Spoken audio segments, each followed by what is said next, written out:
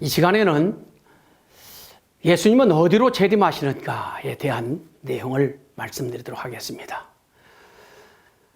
인류의 소원은 재림주님을 맞이하는 것입니다. 하나님 소원 역시 이 땅에 재림주님을 보내셔서 인류를 구원하는 것입니다. 인간은 긴 세월 동안 평화와 통일과 행복을 염원해 왔습니다. 그런데 이것을 아무리 인간이 노력해도 평화, 통일, 행복이 이루어지지 않는 거예요. 그래서 이것은 하늘이 이루어 주시는구나. 하늘이 보내주시는 분이 이루어 주시는구나. 메시아 사상을 갖게 된 것이죠. 그런 그 메시아 사상 가운데에 오신 분, 그분이 이제 재림주님이죠. 재림주님은 1917년에서 1930년 그 사이에 이 땅에 오신다. 이 땅에 재림하신다. 라는 말씀을 드렸습니다. 그럼 그 재림주님은 어디로 재림하실 건가? 라는 것을 우리가 알아야 그 재림주님을 만날 수가 있는 것입니다. 그런데 많은 신학자들은, 기독교에서는 재림주님은 유대민족, 즉 이스라엘 민족 가운데 오신다라고 이렇게 믿고 있는 분들이 많이 있습니다. 성경 속에 그렇게 기록되어 있기 때문에 예수님이 그랬잖아요. 이스라엘 이 동네 한 바퀴 다 돌기 전에 오리라 라는 말씀을 하셨거든요. 그러니까 당연히 예수님은 그 이스라엘 땅, 유대 나라로 오실 것이다 라고 이렇게 생각할 수가 있는 것이죠. 그런데요, 마태복음 21장 33절에서 43절을 보게 되면 예수님께서는 그 이스라엘 민족 땅으로, 유대 나라 땅으로 가시지 않을 것을 확실하게 말씀하고 계십니다. 제자들을 모아놓고 예수님께서 말씀을 하십니다. 어떤 주인이 큰 농장을 가지고 있었는데 농부에게 그 농장을 맡겼어요. 때가 되어서 세를 받으려고 종을 보냈어요. 그런데 그 농부는 그 세를 주기는커녕 그 농부를, 그 주인이 보낸 종들을 두들겨 패서 내쫓아버렸어요. 다시 보냈어. 죽이기까지 했어. 안 되겠다 싶어서 당신의 위아들을 보냈다고 그랬어요. 위아들을 보내면은 그 농부가 세를 주겠지 하고 보냈는데 이 농부들은 전 상속자구나 해가지고 주인이 보낸 그 위아들을 죽여버렸다고 그랬습니다. 그러고 나서 예수님이 물었어요. 이럴 경우에 너희들 같으면 어떻게 하겠느냐? 제자들이 뭐라고 그랬어요? 그런 나쁜 농부는 그야말로 능지처참해버리고 제때 세를 잘 바칠 사람에게 그 농장을 넘겨주겠습니다 라고 그랬습니다. 예수님이 뭐라고 그래요? 너희들 말이 맞도다라고 그랬습니다. 자, 이 비유는 무슨 말씀일까요? 여기서 나오는 주인은 하나님이시고 그 다음에 종은 선지자 예언자들입니다. 위아들은 당연히 예수님이시죠. 농부는 이스라엘 민족 유대 나라입니다. 그리고 농장은 하나님의 뜻, 하나님의 기업입니다. 하나님의 뜻, 하나님의 기업을 저 유대 나라 이스라엘 민족 사람들을 짐삼고 이루려고 선지자 예언자들을 보냈는데 그들을 핍박하고 죽이고 그랬습니다. 독생자를 보냈는데 죽여버렸잖아요. 이럴 경우에 어떻게 한다고 그랬습니까? 세를 잘 바칠 사람에게 그 농장을, 하나님의 기업을 옮겨버린다라고 그랬어요. 그렇습니다.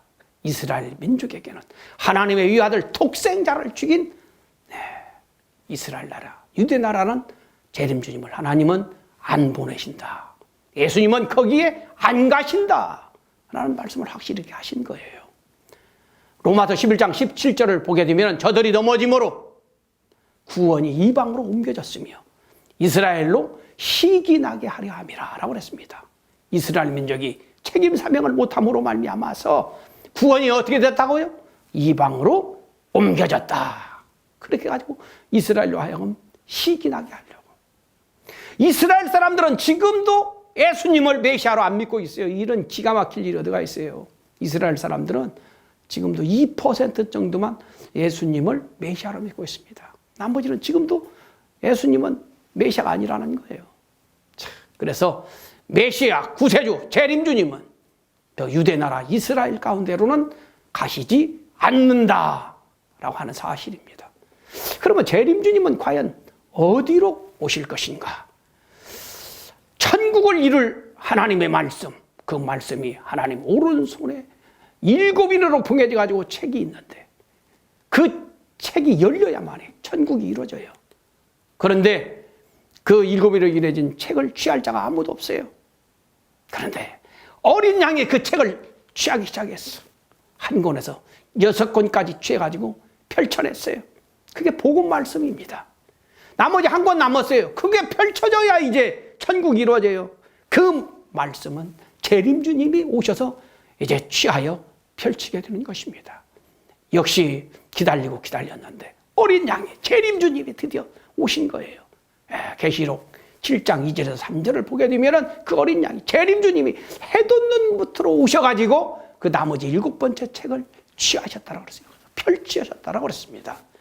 그러니까 재림주님은 이 해 돋는 곳으로 오신다라고 계시록에서 예언하고 계시하고 있는 것입니다. 해 돋는 곳이 어디예요? 전 세계 어디를 가나 해 돋지 않는 나라가 없습니다. 근데 예로부터 해 돋는 곳, 그걸 갖다가 지구에서 동방의 나라다라고 그랬습니다. 여러분, 이 지구는 서방 남방으로 있는데, 그런데 이 동양 3국이라고 해요. 예로부터 동양지 3국, 그들 한국, 일본, 중국을 예로부터 동양지 3국이라고 그랬습니다. 그래서 재림주님은 이 동양지 3국 중에 한 나라로 오신다라고 볼 수가 있는 것입니다. 그러면 세 나라 중에 어느 나라로 재림주님이 가실까요? 어느 나라로 재림주님이 오실까요? 우리 한국 사람들은 무조건 한국으로 오셨으면 좋겠다라고 생각하겠지만 일본 사람은 자기 나라로 오기를 또 소망하겠죠. 그런데 조건을 보자라는 것이죠. 재림주님은 1917년에서 1930년 사이에 오신다라고 그랬습니다. 그 당시에 일본은 전체주의 국가입니다. 또 하나님께서 재림주님을 보내기 위해서 2000년 동안 하나님께서 연단하여 길러오신 기독교를 엄청나게 핍박하고 박해한 땅입니다. 그런 나라에 재림주님을 하나님 보내시겠습니까? 아니라고 하는 것이죠. 그 다음에 중국은 공산화가 되어버렸어요. 공산화는 어떤 나라예요? 신이 없다고 하는 나라입니다. 지금도 중국에서는 제대로 예배를 못 드리고 지하에서 선교를 하고 지하에서 예배를 드리고 있습니다. 그럼 나머지 나라는 한국뿐인 거예요. 그러나 재림주님은 한국으로, 동방의 그 나라는 바로 재림주님 오시는 그 나라는 바로 한국이다 라고 하는 것입니다. 여러분, 성경은 기독교, 이스라엘 민족의 예언서입니다. 우리나라도 재림주님이 온다고 한다면 한국에도 재림주님이 오신다라고 하는 예언서가 있어야 돼요. 그게 정감록 비결인 것입니다.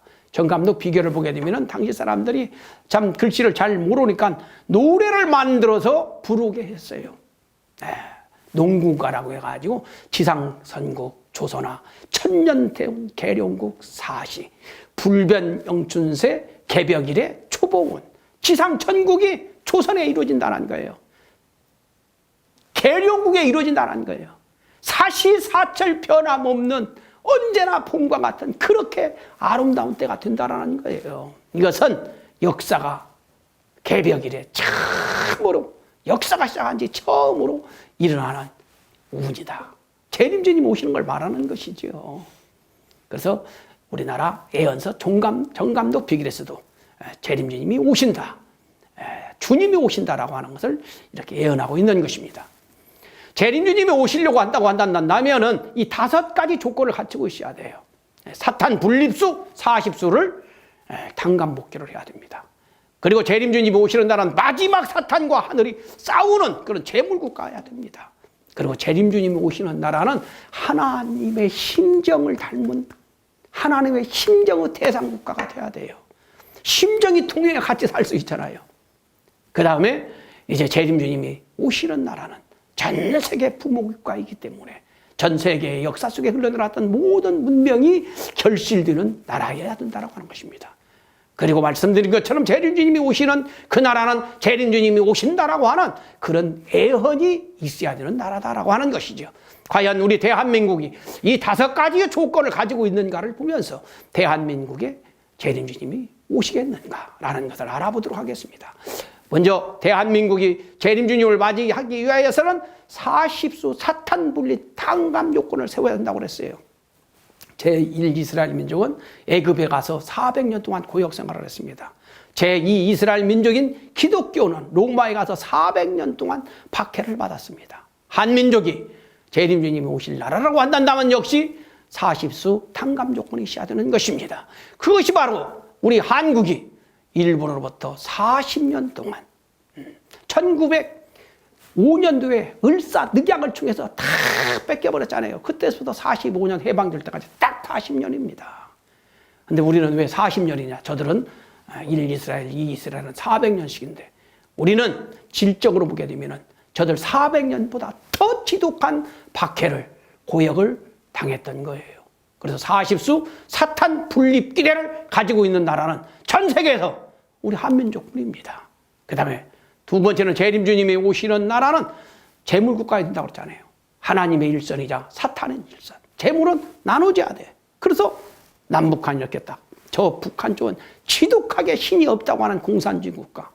이 대한민국 사람들은 불신자라고 해도 나름대로 신앙을 다 가지고 있어요. 사탄편과 하늘편으로 재물국가니까 이렇게 딱 나눠진 것입니다. 근데 어디를 중심으로 나눠졌어요? 38선을 중심으로 나눠졌어요. 3은 하늘수라고 그랬죠. 8은 재출발수라고 그랬죠. 하나님의 나라가, 지상 천국이 하나님의 뜻이 새롭게 출발할 나라가, 하나님하고 새롭게 출발할 나라가 한반도다라고 하는 의미를 가지고 있는데 거기에 판문점이 있어요. 영영 안 만나면 안 되니까 가끔 만나자고 판문점을 세웠는데 판자도 문자도 점자도 전부 다 획수가 8수입니다. 그래서 38이에요. 38은 1, 2, 3, 4, 5, 6, 7, 8, 9이 딱 중간을 흐르고 있어요. 전 세계 중심국가다라고 하는 의미를 가지고 있는 것이죠. 그런데 재림주님이 오실 나라가 대한민국이다 보니까 대한민국의 전 세계 모든 종교, 사상, 뭐 철학, 정치, 문화 이런 것들이 전체 다 들어가지고 충돌을 빚고 있습니다. 재림주님이 오시니까 다 대한민국으로 들어온 거예요. 그래서 재림주님, 오시는 재림주님을 중심 삼고 남북이 통일될 것이고 남북 통일 없이는 세계 통일이 있을 수가 없습니다. 재림주님이 오시냐고 다 통일되기 때문에 전 세계 모든 참 분열되는 것들, 종교, 사상, 정치, 문화, 뭐 철학 다 투쟁하고 있는 것들이 한반도에 다 와 있는 거예요. 재림주님을 중심 삼고 다 하나 되고 싶어서 다 들어와 있더라라고 하는 사실이죠. 재림주님이 오시는 나라는 하나님의 심정의 대상국가에 있다고 그러잖아요. 심정이 맞아야 마음이 통해야 같이 살아요. 그래서 한반도 참 반만년 역사라고 하는데 한반도는 엄청난 피와 땀과 눈물을 흘리는 역사 살아왔습니다. 비참한 역사였어요. 왜? 하나님처럼 비참한 분이 없잖아요. 하나님의 나라를 잃어버리고 하나님의 아들을 잃어버리고 하나님의 딸을 잃어버린 하나님처럼 불쌍한 분이 없잖아요. 그래서 한민족 역사는 불쌍한 민족이었다. 하나님의 심정과 이렇게 만나게 하고 연단시켜온 민족이었더라라고 하는 사실이죠. 그러면서 한민족은 아주 선한 민족, 백이민족이었습니다. 그렇게 위부로부터 많은 침략을 당했지만 단 한 번도 침략을 하지 않은 나라. 하나님이 오시는 그런 재림주님이 오시는 이 나라에 그런 남을 침략시키고 고통을 주는 그런 오점을 가져서는 안 되죠. 한 번도 남 나라를 침략한 적이 없는 나라. 하나님의 심정을 닮은 나라이기 때문에 그랬던 것이죠. 그리고 한민족은 선천적으로 이 종교적 천품을 가지고 있습니다. 한민족은 대대로 경천애인 숭조 사상을 가지고 있었어요. 여러분 전 세계 모든 종교 연구해 보십시오. 경천애인 숭조 사상에 다 포함되어 버리는 것입니다. 그리고 홍익인간 사상, 사람을 이롭게 해라. 수소작용 배웠죠? 내가 먼저 위해주자. 홍익인간 사상을 가지고 있어요. 배달의 민족이야. 배달의 흑결에. 정말 이런 나라이기 때문에 하나님이 재림주님을 보내시기 위해서 길러온 민족이다. 같이 살아온 민족이다라고 하는 것을 알 수가 있는 것입니다. 그리고 이 대한민국 보십시오. 종교 결실국가라는 거예요. 어느 한 나라에 참 강력한 종교 두 개만 있어도 대립 투쟁이 벌어집니다. 그런데 전 세계 역사 속에 모든 종교가 전부 다 한반도로 다 들어와 버렸어요. 삼국시대 때 불교가 우리나라에 들어와 버렸습니다. 조선시대 때 유교가 우리나라에 들어와 버렸어요. 근대 기독교가 우리나라에 들어와 있어요. 불교, 유교, 기독교 이게 우리나라 것입니까? 그런데 우리나라가 전 세계에서 불교 신앙이, 유교 신앙이, 기독교 신앙이 가장 뜨겁잖아요. 근데 종교 충돌이 안 벌어져요. 신기하게. 이제 모든 종교에서 기다리던 부처님, 신공자, 신마호멧 이런 분들이 재림주잖아요. 그분이 대한민국으로 오시니까는 모든 종교가 대한민국으로 다 들어온 것입니다. 그래가지고 대한민국에서 재림주님 만나가지고 결실을 이루고 싶어서. 그런데 신기하게도 대한민국에서 일어난 이 통일교는 전 세계에 나가 있잖아요. 전 세계 194국에 나가 요원의 불길처럼 일어나고 있더라 이 말입니다. 대한민국 정말 신기한 나라입니다. 그렇게 가난하던 대한민국이 지금은 엄청난 나라가 되었잖아요. 21세기를 문화 영토 시대라고 그래. 문화를 중심 삼고 뭐 K-팝이니 뭐 전 세계를 다 이 문화를 중심 삼고 우리가 점령을 해버렸잖아요. 이게 왜 이렇게 한국이 갑작스럽게 엄청난 위대한 나라로 이렇게 부각됐을까요? 재림주님 오신 나라기 때문에 그렇다라고 하는 것입니다. 그리고 우리 대한민국에는 재림주님이 오실 거라고 하는 애헌이 있었어요. 그게 바로 정감독 비결이었어요. 정감독 비결을 보게 되면 우리나라가 지금은 고난을 당하고 있지만 장차 정도령 주님이 오시게 되면 전 세계로부터 조공을 받는 나라가 된다라고 그랬습니다. 그러기 전에 우리에게는 큰 난리가 네 번 난다라는 거예요. 그 난리를 피하는 방법까지 다 가르쳐 줬어요. 첫 번째 난리, 그게 이재송송이라고 그랬어요. 그거 지나고 보니까 임진왜란이야. 임진왜란 때는 소나무가 있는 고을, 소나무 송자가 들어있는 고을, 거기 가면 다 살았어요. 그 다음에 두 번째 난리는 이재가가라고 그랬어요. 지나고 보니까 그게가 병자호란이었어. 병자호란 때 피난 간 사람은 다 죽었어요. 근데 이재가가잖아요. 집에 있으면 산다라는 거예요. 너무나 추워서 그냥 죽으려면 죽자. 그래가지고 집에 있었던 사람은 안 얼어 죽고 살았다라는 거예요. 그 다음에 세 번째 난리는 이제 팔금산이라고 그랬어요. 지나가 보니까 6.25야, 6.25. 그래서 정감독 비결을 가지고 있었던 사람들은요, 이제 팔금산을 풀어가지고 전부 다 어디로 갔어요? 한문은 종대로 쓰는 거잖아요. 팔자를 쇠금자 위에다 붙이게 되면 부자가 되잖아요. 부산으로 다 간 거예요, 부산. 부산은 그때 6.25 사변 때 침략을 안 당했잖아요. 마지막 이제 난리가 한 번 남았다는 거예요. 여기 들어가면 산다고 그러세요. 어디? 이제 전전도화지. 도자는 길도자고 말씀도자입니다. 전자를 보십시오. 입구가 두 개 있죠? 십자가가 두 개가 있어요. 재림 주님 라는 의미가 있습니다. 그래서 재림 주님 말씀 안에 들어가게 되면 산다라는 애언이 우리 정감독 비결에 담겨 있는 것입니다. 그래서 이제 전전도화지 재림 주님만 만나게 되면 전 세계로부터 조공받는 엄청난 나라가 될 거라고 하는 애언이 있는 거예요. 우리 한국의 유명한 목사들이 재림 주님은 한국으로 오신다라고 애헌을 하고 자기도 모르게 막 선포하고 다녔잖아요. 수많은 장로들도 우리나라에 재림주님이 오신다라고 선포를 하고 또 증거를 하고 다녔습니다. 수많은 평신도들도 기도 가운데 재림주님이 대한민국으로 오신다라고 한반도로 오신다라고 하는 애헌을 하고 계시를 받고 그랬던 것입니다. 여러분 우리나라에게 태극기입니다. 이 태극기만 잘 봐도 재림주님이 하나님이 대한민국으로 오신다는 것을 알 수가 있습니다. 이 태극기는 누가 그랬는지 모르잖아요. 왜 이게 태극기입니까? 가운데 이게 태극입니다. 태극. 동양 철학에서 태극은 무국이라고도 하고 태극이라고 하는데 기독교로 말하면 하나님이에요. 하나님을 우리는 중간에 딱 모시고 있는 거예요. 모든 집안에 태극기 다 있잖아요. 하나님을 우리 집안에 모실 거라는 거예요. 그리고 가세 이제 짝대기가 있잖아요. 짝대기. 허전할까 봐서 짝대기 그리는 거 아닙니다. 이게 동양 철학에 있어서 아주 중심이 되는 이게 팔쾌의 반절, 이 사상, 사쾌죠. 이 팔쾌가 말이죠. 깊은 뜻이 있어요. 건곤감리, 이 사쾌인데. 일건천, 이태택, 삼위화, 사진내, 오순풍, 육감수, 칠간산, 팔곤지. 이 깊은 의미를 가지고 있습니다. 여기에서 천지조화가 다 이루어지는 거예요. 일건천은 아버지를 의미합니다. 일건천. 팔곤지, 그것은 어머니를 의미합니다. 아버지, 어머니, 아들, 딸이 우리 태극기 이 네 구탱이에 딱 모이고 있어요. 그럼 아버지, 어머니, 아들, 딸이 딱 모여있으면 뭐예요? 가정이에요, 가정. 우리 대한민국 모든 가정에 주님이 오신다. 하나님이 오신다. 가정을 넓히면 뭐가 돼요? 국가가 되잖아요. 대한민국에 재림주님이 오신다. 하나님이 오신다. 라고 하는 이런 계시를 받으면서 우리나라 태극기를 제정했다고 하는 사실이에요. 그래서 태극기만 제대로 풀어도 대한민국에 재림주님이 오시는구나 라는 것을 알 수 있다라고 하는 것이죠. 어디입니까? 백두산입니다. 전 세계에서 가장 아름다운 백두산. 거기에 천지가 있어요. 이렇게 신비한 데가 없다는 거예요. 그래서 이 백두산에서 말이죠. 엄청난 기가 나옵니다. 엄청난 기가. 우리나라의 모든 산은 백두전기로 다 연결되어 있지 않습니까? 백두대간으로. 우리나라는 엄청난 기를 가진 나라입니다. 백두산에 정기를 품고, 금강산이잖아요.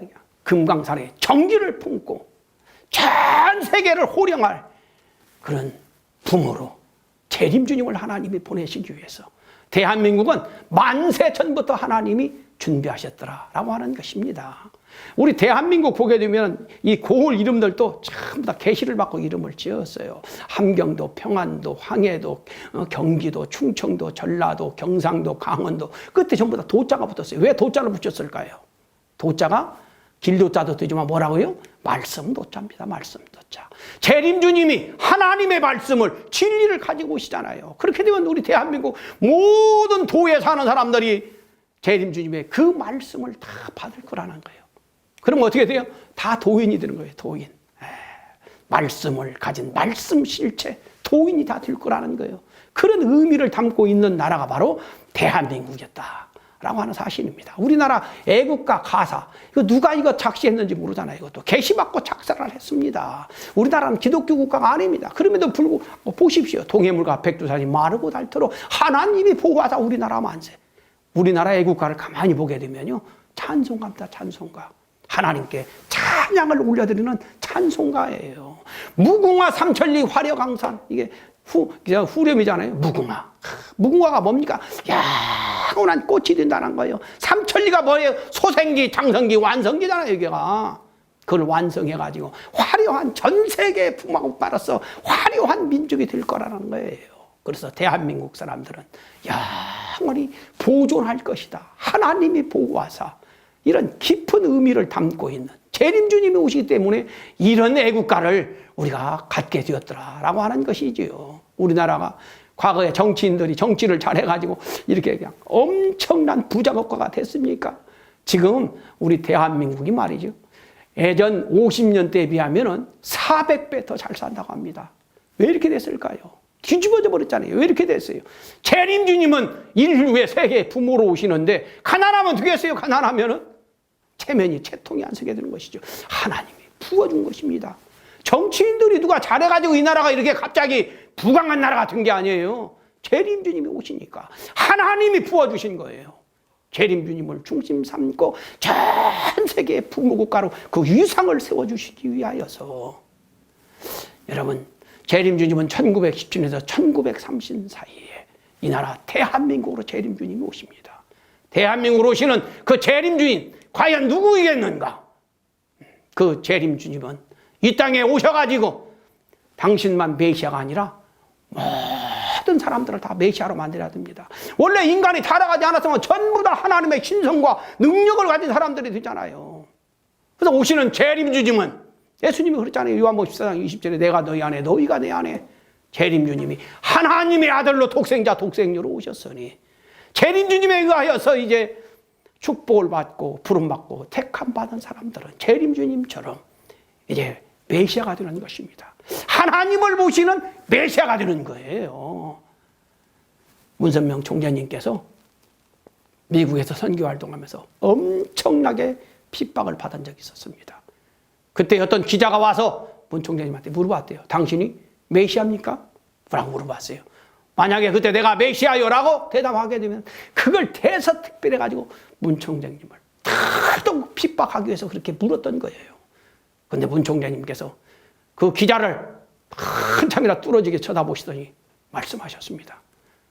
메시아는 나만 메시아서는 안 되고 당신도 메시아가 되어야 되고 미국 사람 모두가 다 메시아가 돼가지고 썩어져가는 이 나라 이 민족을 구하고 세계를 구해야 하는 것입니다. 라고 대답을 하니까 그 기자가 얼굴이 붉어져가지고 도망갔다고 그럽니다. 그렇습니다. 이제 오시는 재림주님은 하나님이 보내시는 거예요. 하나님의 신성과 능력을 가지고 독생자 독생녀로 이 땅에 오시게 되는 것입니다. 그렇게 하여 재림주님을 믿고 따르는 사람들을 다시 축복으로 하나님의 신성과 능력을 집어넣어가지고 당신처럼 메시아가 되게 해가지고 가정을 구하게 만들고 종족을 구하게 만들고 국가를 구하는 당신만 참부부, 참부모, 참가정이 아니라 당신을 따르는 모든 사람들도 참부부, 참가정, 신종족 메시아가 돼가지고 인류 대가족 세계를 이루러 오시는 분이 바로 메시아시다, 재림주님이시다 라고 하는 사실입니다. 그런 재림주님 앞에, 오시는 재림주님 앞에 여러분들이 그런 신종족 메시아로 축복받는 여러분들이 되어가지고 여러분들도 신종족 메시아로서 가정을 구하고 종족을 구하는 데 앞장서가지고 하나님이 이루시려고 하시는 하나님의 손, 하나님의 꿈을 이루어드리는 하나님의 자녀들로 다 승리하는 여러분들이 되어야 되겠습니다. 이제 하나님 책임 분담으로 재림주님이 언제 오시는가, 어떻게 어디로 오시는가를 가르쳐 주셨습니다.